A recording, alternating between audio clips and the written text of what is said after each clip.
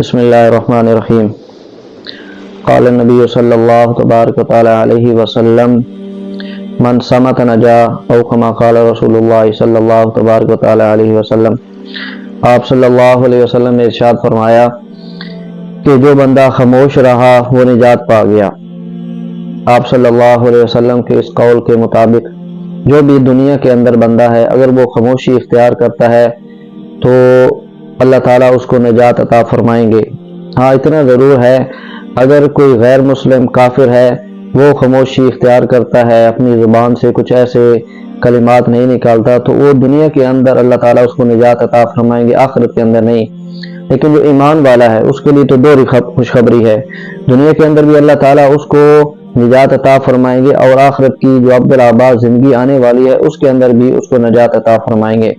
اور آپ صلی اللہ علیہ وسلم نے یہاں پر من فرمایا، من عموم کے لیے ہوتا ہے لفظ من، تو یعنی کہ بالعموم پوری دنیا کے اندر جتنے بھی لوگ ہیں یہ سب کے لیے ہے، چاہے کافر ہے، مسلم ہے، ہندو ہے، دیریہ ہے، سکھ ہے، عیسائی ہے، جس مذہب سے بھی تعلق رکھتا ہے، اگر وہ خاموشی اختیار کرے گا تو اللہ کے نبی صلی اللہ علیہ وسلم نے فرمایا کہ وہ نجات حاصل کر لے گا۔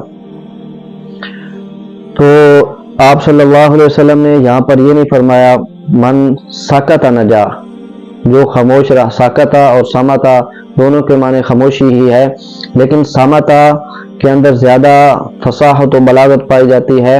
کیوں؟ جو بولنے پر قادر ہو وہ خاموش رہے۔ یہ نہیں ہے کہ ایک آدمی ہے ہی گونگا، بول نہیں سکتا، اس کو بات کرنے کا سلیقہ طریقہ نہیں آتا، وہ خاموش رہتا، نہیں، جو بول سکتا ہے وہ خاموش رہتا۔ اس کے بارے میں اللہ کے نبی صلی اللہ علیہ وسلم نے فرمایا کہ اس کے لیے نجات ہے۔ ایک بادشاہ تھا، تو اس نے اپنے بیٹے کو مدرسے کے اندر بھیجا، تو مدرسے کے اندر گیا تو پہلا دن جو تھا اسی دن اللہ کے نبی صلی اللہ علیہ وسلم کا اس کو یہ فرمان سنایا گیا، من صامت نجا، جو خاموش رہا وہ نجات پا گیا۔ اب بادشاہ کا جو بیٹا تھا پہلے کھیلتا تھا، مسکراتا تھا، باتیں کرتا تھا، لیکن جب اس نے اللہ کے نبی صلی اللہ علیہ وسلم کا یہ فرمان سنا اس نے خاموشی اختیار کر لی۔ اب کسی سے وہ ضرورت کے مطابق تو بات کرتا ہے، لیکن اس سے زیادہ باتیں نہیں کرتا جس طرح پہلے کرتا تھا۔ اب بادشاہ بڑا پریشان ہوا کہ اس کو کیا ہو گیا، میرے بیٹے کو کیا ہو گیا؟ تو خیر اس زمانے کے اندر جو بھی طبیب حکیم تھے اس نے بلایا، اس کو چیک اپ کروایا کہ میرے بیٹے کو دیکھو کیا ہو گیا۔ تو سارے حکیموں نے کہا کہ بادشاہ سلامت، اسے ہم دیکھ رہے ہیں کہ کوئی جسمانی طور پر مسئلہ نہیں ہے۔ تو بادشاہ نے پوچھا پھر کیا کرنا چاہیے؟ تو اس کو بتایا گیا کہ بادشاہ سلامت آپ اس طرح کریں کہ اس کو سیر کے لیے بھیجیں، جب سیر کے لیے جائے تو واپسی پر جب آئے تو پھر ہمیں بتائیے کہ شاید ہم اس کا کچھ علاج کر سکیں۔ اب سیر کے لیے اس کو روانہ جنگل کر دیا گیا، صبح سے لے کر شام تک وہ سیر کرتا رہا، کسی سے کوئی بات نہیں کی۔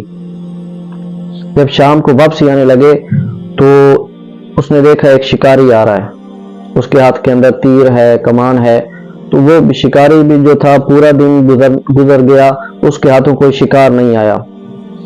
اب جب وہ اس لڑکے کے پاس سے، بادشاہ کے بیٹے کے پاس سے گزرنے لگا تو قریب ایک درخت تھا، وہاں پر ایک پرندہ بیٹھا تھا جس نے آواز نکالی۔ اب شکاری کو پتہ چل گیا کہ میرا یہاں پہ شکار ہے، اس نے تیر کمان سیدھا کیا، نشانہ لگا، اس کو لگا تو وہ پرندہ نیچے گرا، اس نے اس کو حلال کیا، ذبح کیا، اس کے بعد وہ لے کر چلا گیا۔ تو یہاں پر اس کے بادشاہ کے بیٹے نے ایک جملہ کہا کہ اگر نہ بولا جاتا تو نہ مارا جاتا، آواز نکالی، اس کی وجہ سے شکاری کو پتہ چلا۔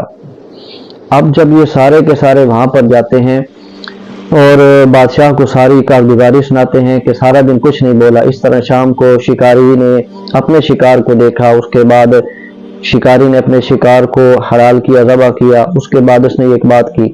اب بادشاہ کو بڑا غصہ آیا کہ یہ جان بوجھ کر مجھ سے بات نہیں کر رہا، میں اس کو بلا رہا ہوں۔ تو بادشاہ نے نہ چاہتے ہوئے بھی اپنے بیٹے کو تھپڑ لگایا۔ جب تھپڑ لگایا تو وہاں پر اس نے پھر ایک جملہ کہا۔ کیا جملہ کہا؟ کہ وہ جو پرندہ تھا اس نے آواز نکالی، اس کو اپنی جان دینی پڑی، وہ جان سے گیا۔ اگر میں وہاں پر نہ بولتا تو ابھی جو مجھے جو ہے تھپڑ لگا یہ بھی مجھے نہ لگتا، اس کو بولنے کی وجہ سے جان دینی پڑی، میں وہاں پہ بولا، اس بولنے کی وجہ سے ابھی مجھے یہاں پر تھپڑ لگ رہا ہے۔ تو ہم دیکھ لیں کہ ہم اپنی زبان سے کیسے کیسے جملے نکالتے ہیں۔ ہم اپنے ایک ایک لفظ پر گرفتار ہو سکتے ہیں۔ حدیث پاک کے اندر آتا ہے، اللہ کے نبی صلی اللہ علیہ وسلم نے ارشاد فرمایا، جس کا مفہوم ہے آدمی کی اور جنت کے درمیان میں ایک بالش کا فرق رہ جاتا ہے، اور اس کے اور جنت کے درمیان میں ایک بالش کا فرق ہے۔ اب مرنے سے پہلے کوئی ایسا جملہ اپنی زبان سے نکالتا، اللہ تعالیٰ فرما دیتے ہیں اس کے لیے اس کو جہنم کے اندر پھینک دیا جائے، اس کے لیے جہنم کا فیصلہ کر دیا جائے۔ اور ایک آدمی پوری زندگی برے اعمال کرتا رہتا، اس کے اور جہنم کے درمیان میں ایک بالش کا فرق ہے، لیکن موت سے پہلے ایسا کوئی کلمہ اپنی زبان سے نکال دیتا ہے، اللہ تعالیٰ فرما دیتے ہیں اس میرے بندے کے لیے جنت واجب ہو چکی ہے، اس کو جنت کے اندر داخل کر دیا جائے۔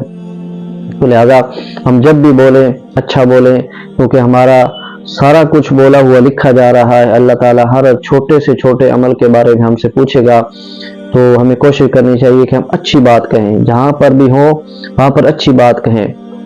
تو ابھی تک آپ نے اگر میرے چینل کو سبسکرائب نہیں کیا، بیل آئیکن کی گھنٹی کو نہیں دبایا، تو آپ سے گزارش ہے کہ اس کو دبا لیں تاکہ آنے والی ہر ویڈیو آپ تک پہنچ سکے۔ اللہ تعالیٰ ہمیں عمل کرنے کی